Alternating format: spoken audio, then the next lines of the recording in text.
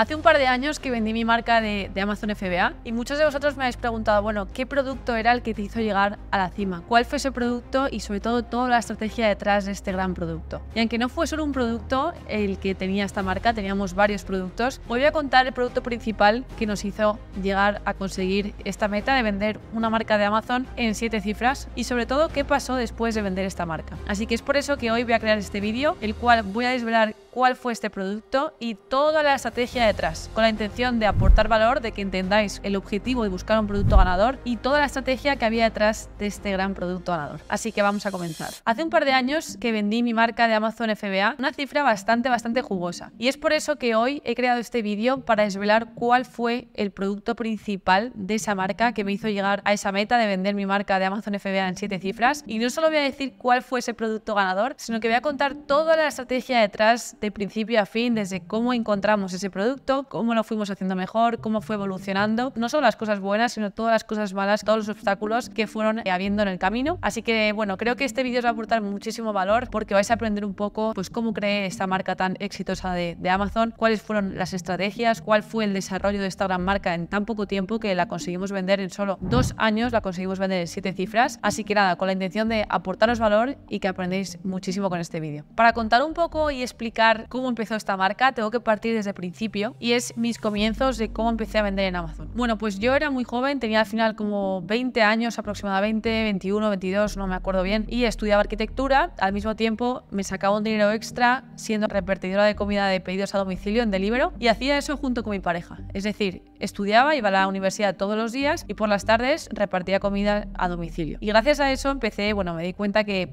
el sistema al final no era lo que yo estaba buscando, quería emprender en algo que me generase libertad para el resto de mi vida. Y es ahí cuando vi que mi novio empezó a vender en Amazon. Empecé cada vez a involucrarme más en sus productos, en su desarrollo de marca. Incluso yo salía en sus fotos de sus productos porque antiguamente Amazon no estaba tan profesionalizado, sino que era todo más casero. Entonces hacíamos las fotos en casa, nosotros mismos veíamos los productos y yo viví ese gran crecimiento de también su gran marca que ahora va a facturar este año 8 millones. Y ese es ese momento cuando para mí fue un punto de inflexión y decidí, bueno, pues dejar de estudiar arquitectura, no hice el último año de carrera y centrarme a tope a empezar a vender en Amazon. Empecé con mi padre y con mi hermano y empezamos a vender en Amazon España. Teníamos que encontrar un producto, pues como todos sabemos, cuando empiezas a vender en Amazon tienes que encontrar un producto ganador y no sabemos cómo hacerlo, porque en aquel entonces, hace ya pues como 5 o 6 años, no me acuerdo exactamente cuándo fue, no había todas las herramientas y toda la información que hay hoy en día, sino que era un poco creatividad propia y punto de vista de buscar un producto ganador que creamos que se vende, que funciona y vamos a ver qué tal si le aplicamos este factor diferenciador. Yo empecé a pensar qué producto podía sacar para tener éxito. Empecé a pensar qué es lo que la gente compraba desde casa y que no iba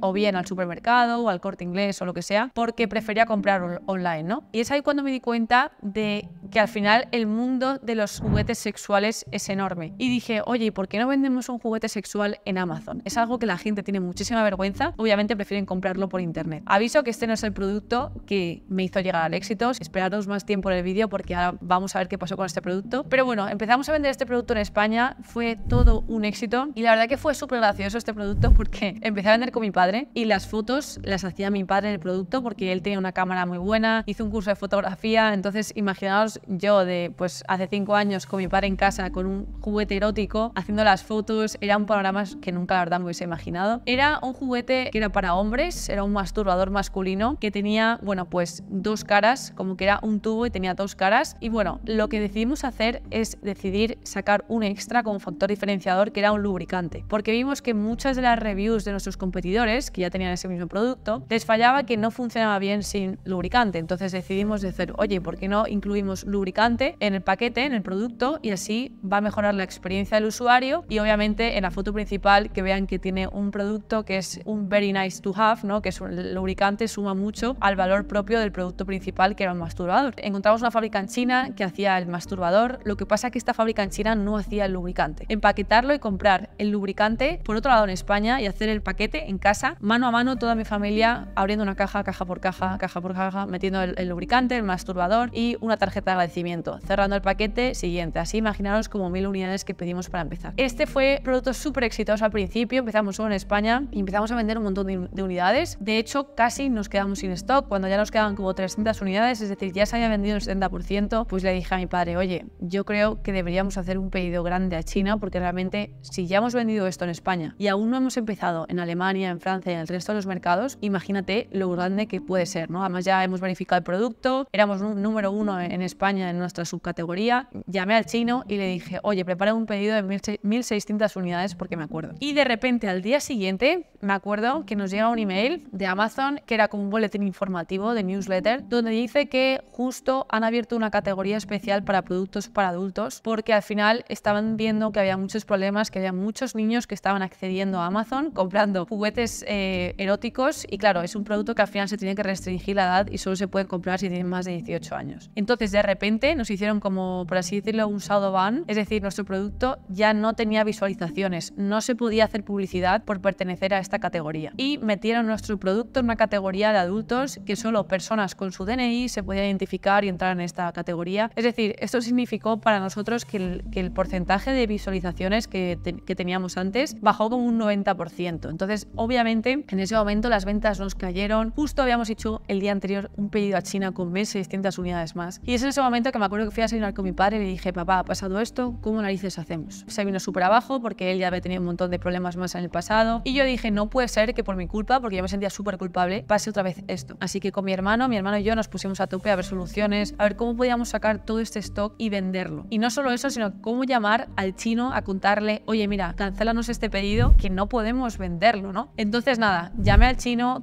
conseguí cancelar todo el stock porque menos mal que no lo habían empezado a fabricar, cancelé la transferencia y ahora el problema que teníamos era estas 300 unidades, ¿no? Lo que hicimos con este producto fue liquidarlo, sacamos todo el stock de Amazon, lo mandamos a nuestras oficinas y desde ahí lo vendimos FBM unidad por unidad, mandándolos nosotros mismos, empaquetándolos en cajas. ¿Qué pasa? Que nosotros creábamos el producto y claro, Amazon tardaba como 2 o 3 días en catalogárnoslo como producto de adultos. Entonces cada 2 o 3 días teníamos que estar creando de nuevo el producto hasta que se liquidase. Todos los días estábamos haciendo paquetes, creando el producto cada 2 días, era un rollo hasta que al final conseguimos vender las 300 unidades. Me acuerdo que ganamos súper poco dinero al final porque lo que habíamos ganado al principio, más luego retirar todo el stock hasta que llegó a nuestra oficina, todo ese proceso, pues claro, nos bajó muchísimo los márgenes. Y aquí lo que me llevé a la cabeza es, vamos a buscar la manera, porque obviamente hemos verificado que vender en Amazon funciona, si encuentras un producto, nos ha pasado este obstáculo que ha sido muy grande, pero yo dije, en mis adentros, tiene que haber otra forma, obviamente no va a pasar esto con todos los productos. Entonces me acuerdo que yo le dije a mi padre, mira, no te preocupes, vamos a buscar un producto que sí que va a funcionar. Obviamente no me voy a meter en categorías de juguetes eróticos, por muy llamativa que sea, ¿no? Porque obviamente suena súper bien vender juguetes eróticos, pero vamos a encontrar un producto que va a ser el que nos haga despegar. Y me tiré, me acuerdo, toda esa tarde buscando productos en Amazon, mirando yo misma con el ordenador, viendo pues qué se estaba vendiendo en España, qué se estaba vendiendo en Estados Unidos, qué se vendía en otros marketplaces, bueno, viendo un poco de todo, todas las categorías, hasta que me acuerdo que de repente un día, esa misma noche, ese mismo día, veo que hay un producto que no sé por qué me llamó la atención muchísimo. Cabe destacar que en ese entonces no se utilizaba ni Helium 10, ni Jungle Scout, nada. O sea, yo utilizaba mi propio criterio para buscar productos según yo creía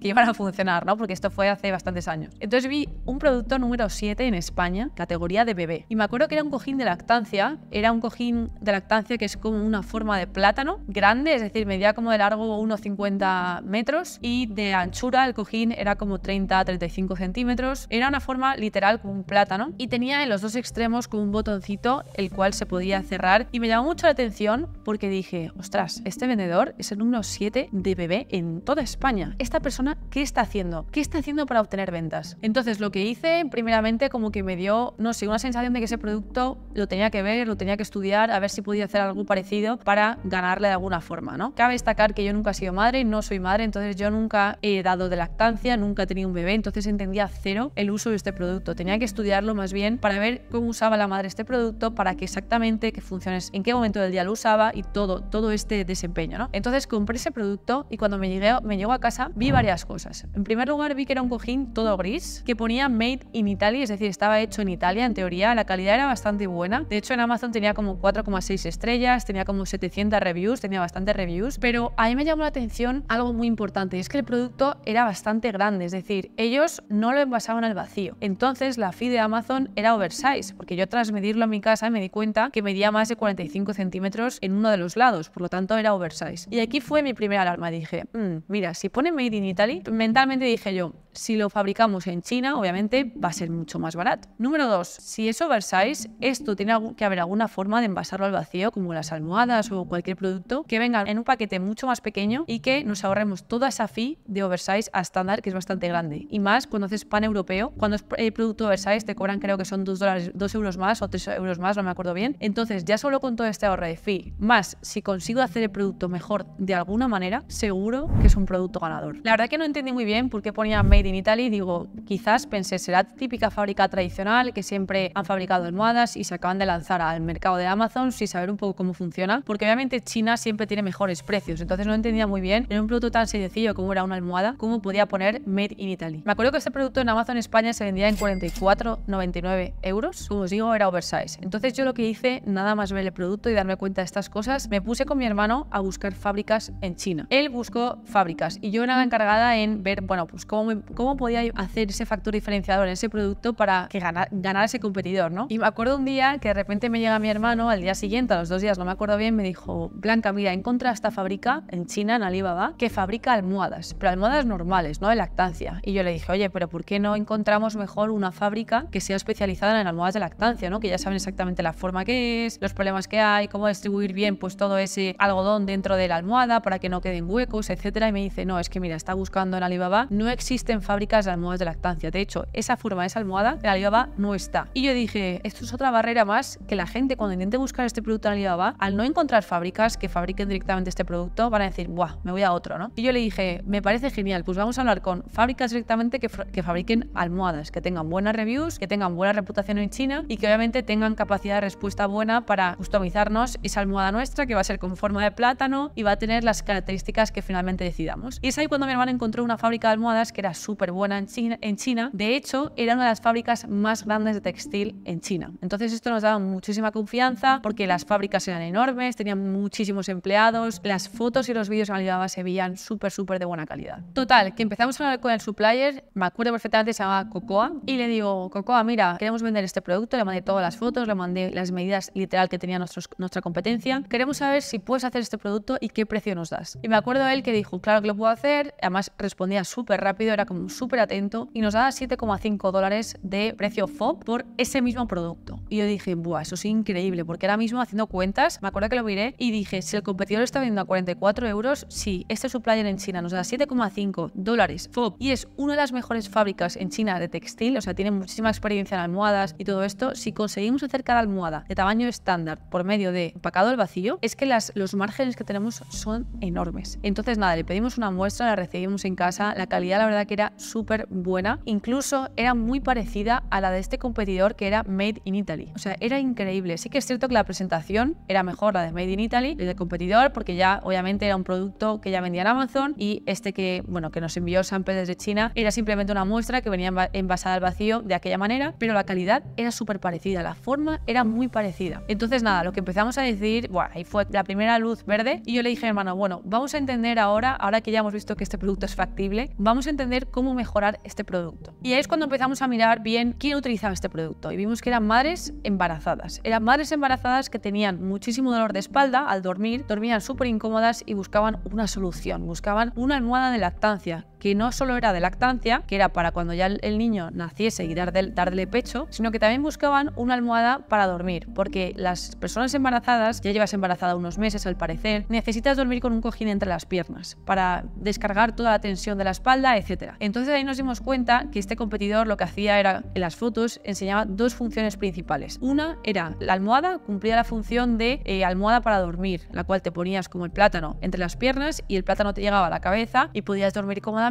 Y la función número 2 era, una vez que el niño nazca, era dar de lactancia, es decir, te la rodeabas aquí al pecho, debajo del pecho, te atabas el botoncito detrás y ponías aquí al bebé y dabas pecho. Entonces ahí me di cuenta de una cosa, dije, vale, pues esta es una almohada, empieza su vida de la almohada antes de que nazca el niño, pero no solo se acaba cuando la madre da luz, sino que es una almohada que acompaña a la madre desde que no ha nacido el niño hasta que nace el niño. Y yo dije, vale, ¿qué tal si hacemos la almohada que tenga más funciones para acompañar más, hacerlo como un compañero de vida de la madre con el niño, ¿no? Sentir que es su amigo, sentir que le acompaña todos estos meses, no solo cuando da lactancia al niño ni cuando va a dormir, sino que en más momentos del día. Y es ahí cuando me puse a ver realmente, bueno, pues esta almohada cómo podía hacer que tuviese más funciones. Quería hacerla multifuncional, y aunque mi competidor ya era multifuncional porque tenía 2 funciones, yo quería hacerle más. Y me di cuenta de 2 funciones más que podía agregarle viendo fotos en Pinterest, que por cierto recomiendo muchísimo Pinterest porque es una fuente de ideas tremenda para diferenciación de productos, para diseños, para miles de cosas. Y me di cuenta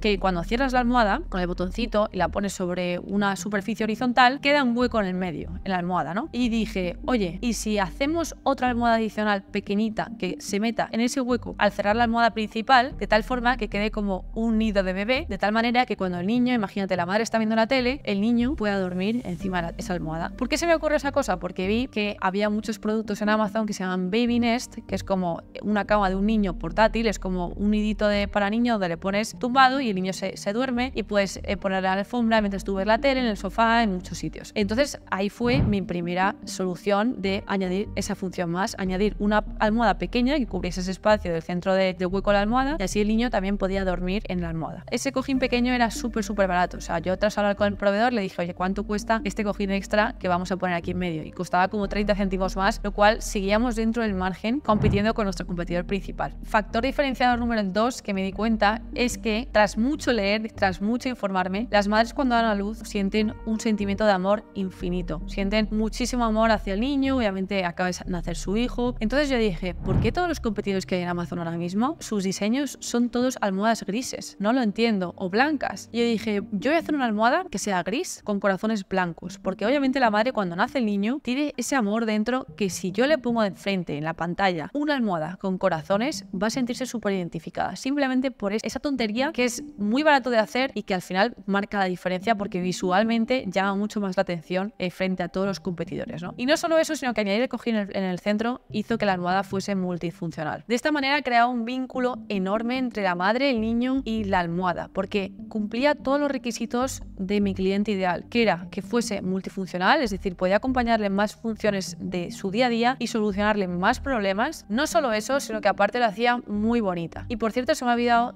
añadir una función más que encontré, que era protector de cuna. Esta almohada, al ser tan larga, la podías poner como en protector de cuna en los lados, se adaptaba súper bien y con los botoncitos se podía abrochar a las barreras de la cuna, lo que hacía que el bebé tampoco se golpease si se caía y estaba dentro de la cuna. Entonces, todo esto, mostrándolo en imágenes, era súper llamativo porque no parábamos de mencionar funciones. Obviamente la almohada era bonita porque tenía corazones y encima la funda era extraíble, se podía lavar, etcétera. Entonces eran todo ventajas. Súper emocionados empezamos a fabricar nuestra primera línea de producción. Pedimos, me acuerdo, 1000 cojines de lactancia. Me acuerdo que el precio al principio eran como $7,70 desde China. Luego más el envío, etcétera. Aún así se nos quedaba súper buenos márgenes porque conseguimos hacer ese envasado al vacío que hacía que la almohada midiese menos de 45 centímetros en cada lado y los otros 2 dimensiones que creo que eran 34 por 26 centímetros, no me acuerdo muy bien ahora, lo cual ahorrábamos muchísimas fees comparados con nuestros competidores. Empezamos la producción, empezamos a hacer las fotos. Me acuerdo que yo misma al principio salían las fotos, o sea, era muy gracioso porque una de las fotos salía yo con un colador de pasta en la tripa para hacer como que estuviese embarazada y estuviese durmiendo, y vino un estudio de fotografía a casa, es decir, nos esforzamos muchísimo en todas las fotos en que quedasen súper bien. Mi hermano en teoría era el padre, el que cuidaba también al niño, o sea, era una película que la verdad que quedó súper bien en las fotos y empezamos a vender. Y en las ventas me acuerdo el primer día que no sé si cayeron como 7 o 10 ventas, pero el primer día ya fue alucinante y fue bestial solo empezando en España. A las pocas semanas le dije a mi hermano, oye, mira, vamos a empezar a vender también en UK y en el resto de Europa poco a poco para ver realmente cuál es el alcance y cuáles son los resultados de este gran producto, ¿no? Y nos encontramos a las pocas semanas vendiendo 30 unidades al día con muy pocas reviews, teníamos como 7 reviews y vendíamos una barbaridad. Y yo le dije, wow, Borja, o sea, esto es alucinante, fíjate la diferencia del antes a la hora, que no ha habido casi problemas, simplemente hemos sabido hacer las cosas igual que las hicimos antes bien, ahora las hemos hecho bien, pero obviamente sin riesgos porque no es un producto de erótico ni hay problemas. Y cuando parecía que todo iba sobre ruedas, aquí fue el primer obstáculo, la primera cagada, con perdón que lo diga, enorme. Hablamos con nuestro supplier, que se llama Cocoa, y en el segundo pedido que hicimos nos dijo que si lo podíamos hacer por fuera de Alibaba. Bueno, nosotros novatos que le hicimos caso, confiamos plenamente en él y lo hicimos por fuera de Alibaba. Y de repente, a las pocas semanas de empezar a producir, yo siempre me acostumbro a pedir un montón de fotos en el proceso de producción, pues para ver que todo va bien, para ver que todo va en orden y demás, y me entero que le han echado, que han echado a ese empleado de esa fábrica y que como ese empleado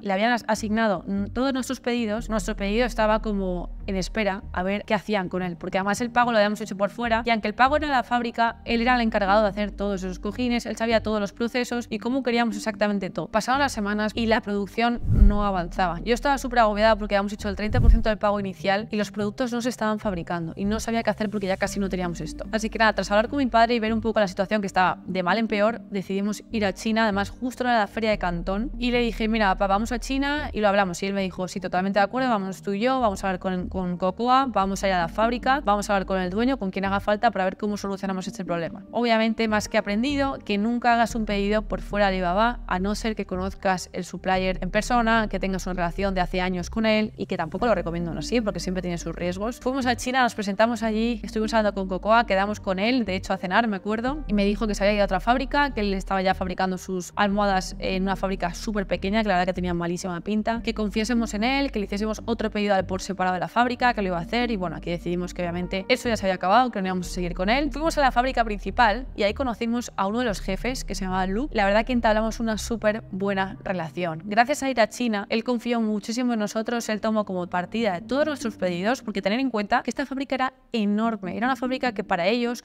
hacer 1000 unidades de un cojín de lactancia para un país, bueno, pues para nosotros que vivíamos en España, pues ellos solo tenían clientes enormes como son supermercados, enormes tiendas que a lo mejor tenían miles de tiendas en China, etcétera. Entonces, este pedido tan pequeño para ellos como que suponía mucho trabajo para realmente muy poco beneficio. Pero al conocer a ese jefecillo, nos tomó muchísimo cariño, vio el potencial en nosotros y nos ayudó, nos tendió la mano y agilizó muchísimo la producción, se solucionaron todos los problemas y no solo eso, sino que nos dieron súper buenos términos de pago. Nos dejaron pagar el 30% del pedido inicial al principio y al 70% cuando ya llegaban a Amazon los pedidos. Para mí fue alucinante ir a la fábrica y ver cómo fabricaban nuestros productos. O sea, yo la verdad que tenía una imagen súper contraria de China. Yo pensaba que China era muy desastres, que la calidad no era tan buena, que era más caótico todo y me di cuenta que al contrario de todo lo que pensaba, cuando fui a China me quedé alucinada de los procesos, cómo los tienen de bien organizados, de lo limpios que eran en esa fábrica, de lo buenos que eran fabricando, de lo que trabajan. O sea, eso para mí es envidiable. O sea, lo que han conseguido y lo que han llegado hasta el día de hoy es porque trabajan pero muchísimas horas. Obviamente es un límite que para muchos es trabajar como esclavos, pero para nada es la imagen esa sucia que yo tenía de China, de trabajar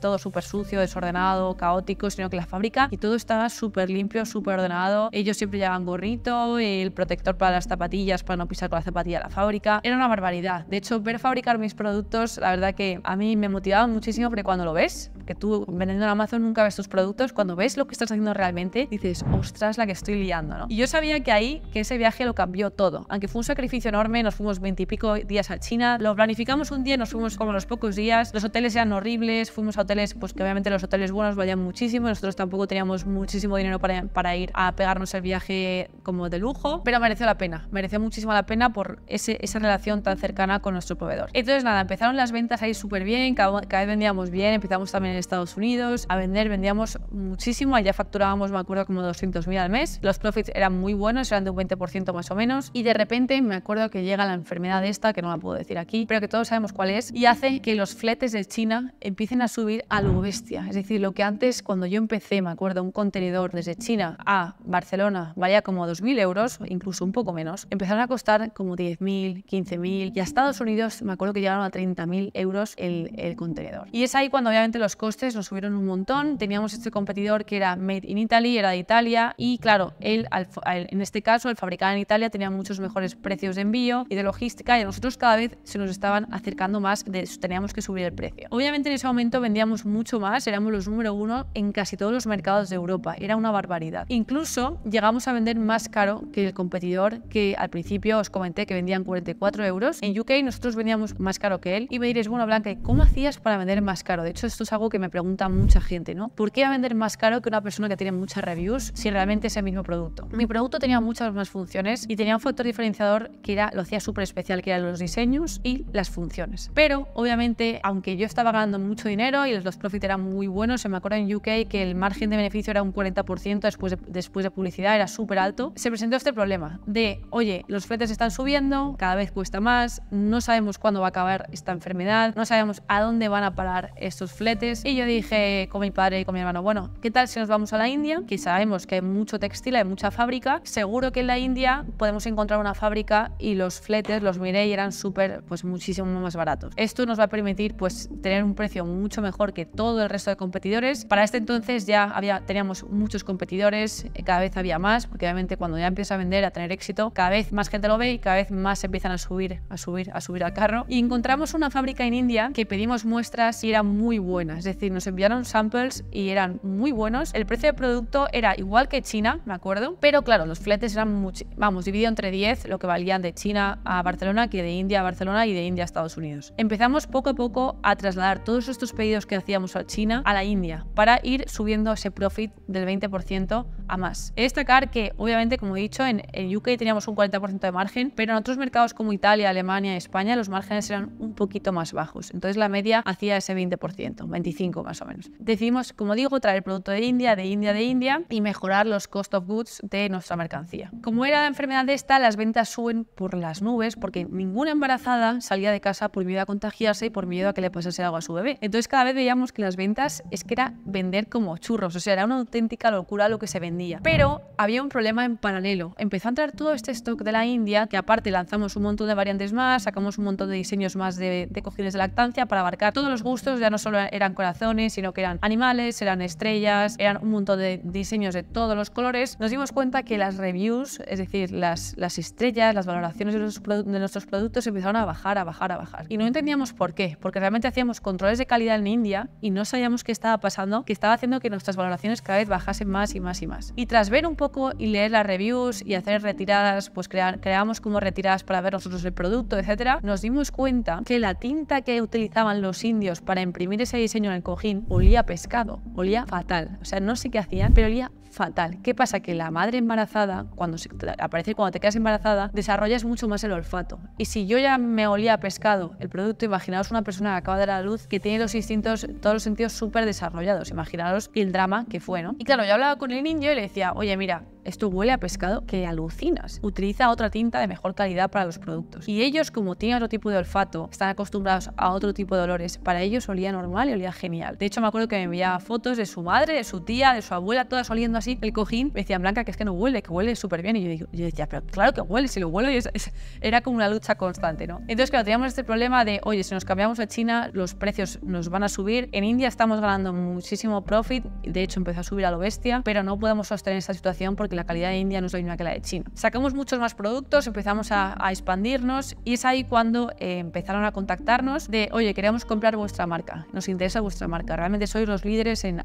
cojines de lactancia de Europa, tenéis más productos que vais a sacar, os interesa muchísimo. Y es ahí cuando yo dije, vale, nos va muy bien ahora, pero yo esto me huele mal, porque yo veía que en China los fletes estaban súper altos, no sabía cuándo iba a acabar esta enfermedad y en India no era sostenible esperar a todos, o sea, seguir produciendo con ellos. Entonces es ahí cuando decidimos, mi padre y yo, pues empezar a negociar, empezar a ver qué pasaba si vendíamos la marca. Cada vez había más competidores, cada vez me suspendían más los productos porque además los competidores compraban nuestros productos, denunciaban a Amazon y en ese entonces cualquier denuncia que le entraba en Amazon te suspendía los productos. Ya llegaba un momento que yo estaba súper estresada, llegamos a un punto tan alto que éramos el punto de mira de todos los vendedores y prefería venderlo, llevarme todo ese dinero que pasase algo y en ese momento teníamos tanto dinero invertido que no podía permitirme el lujo de que pasase algo. Entonces nada, vendimos la marca finalmente. ¿Qué pasó con estos productos? ¿Qué pasó con esta marca, no? Esta marca a día de hoy no existe. Y me diréis, ¿cómo que no existe? Bueno, no existe. Muchas veces, yo cuando vendí la marca, los primeros meses funcionaba bien, de hecho yo les